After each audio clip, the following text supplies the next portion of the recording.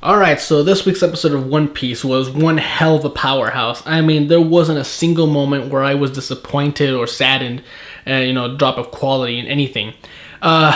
We finish off mostly, Kyros' backstory, and then we head back to, Operation SOP for Usopp trying to take down Treble and also knock out Sugar. And while Luffy, Kyros, and Viola are still waiting outside Don Flamingo's house, and Frankie was apparently defeated, which is a surprise. But I'm wondering, if they're gonna show a fight, but what happened between there or not, because it was kind of like Frankie was doing so well. Like, what happened? Did the Don Flamingo family come in and actually take him out for the Navy? But the Navy pretty much seemed to assume they were the ones who took him down. So I'd like to see what happened. If not, whatever.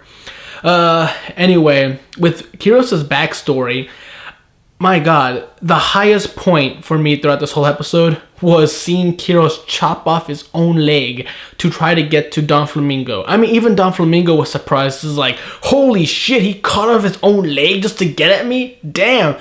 But at the same time, I'm thinking like, well, you were the one who was threatening not only his wife, his daughter, his entire country, but also the man who took him under his wing, the kind of like mentor to him.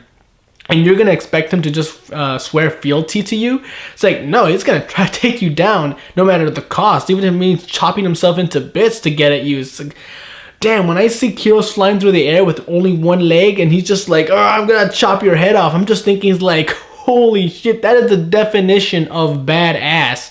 There is nothing you can do that's more badass than that. It's just amazing. But of course, it gets turned into a toy. But somehow he's able to keep himself together and get King Riku out of there, even though he's been turned to a toy. Because honestly, I would just be sitting there in confusion, like, the hell just happened to me? But hey, kudos to him. He was able to just snap right out of it and snap King Riku out of the room just like that. So way to go, Kyros. Even as a toy, you're still badass. Anyway. At first I was gonna try to find the lowest point, and at first I thought the lowest point was gonna be the ending with Sugar being knocked out the way she was, because in the manga that was the lowest point, because the way it was portrayed, it made no sense. It was just ridiculous. But here in the anime, they make it not just comical but actually logical. Because in the manga, all you see is Usopp making this crazy face, the same one he did now, and that apparently scares Sugar. And it was confusing to me.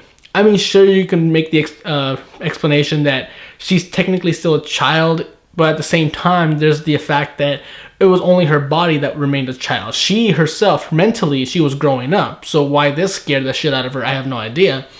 But with this anime, she's expecting the guy to die. It's like, she injected a poison grape into him. At least that's what she thought. She did not expect it was a Tabasco sauce, and that the fire was going to come out and just explode like that. Maybe that's what shocked her. It was really the fire, not really the face.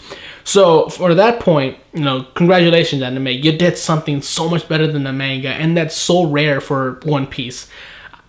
But here, good God, it was amazing.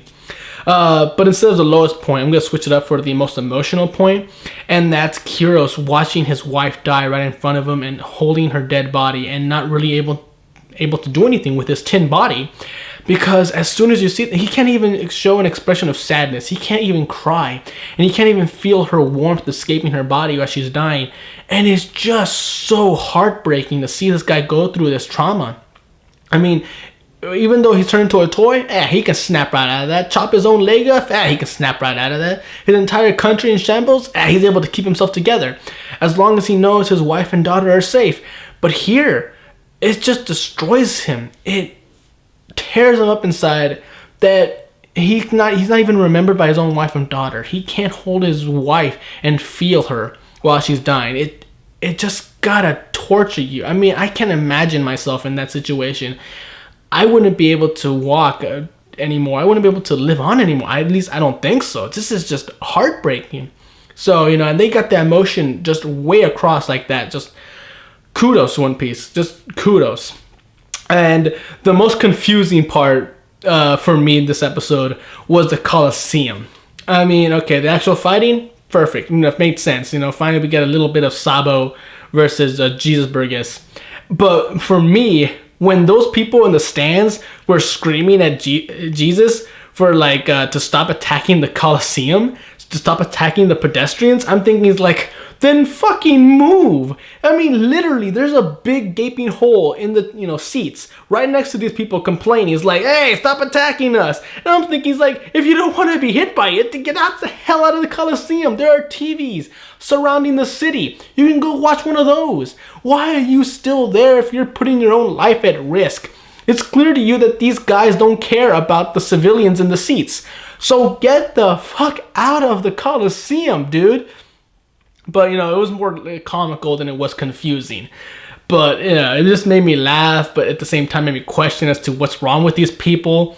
Maybe they're just dumb. In fact, most civilians in One Piece do seem to be dumb, but I don't know. Even they're drawn dumb sometimes.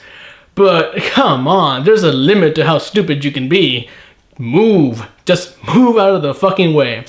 Anyway, like I said, this episode was a powerhouse of amazingness and just... I can't wait for the next one.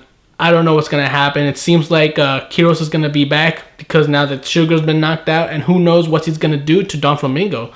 Maybe he'll put up a damn good fight and actually hurt Don Flamingo a little bit. But anyway, I can't wait for the next episode. It's probably going to just be just as amazing as this one. At least I'm hoping it will be. Till then, I'm Tony Dragon. Bye-bye.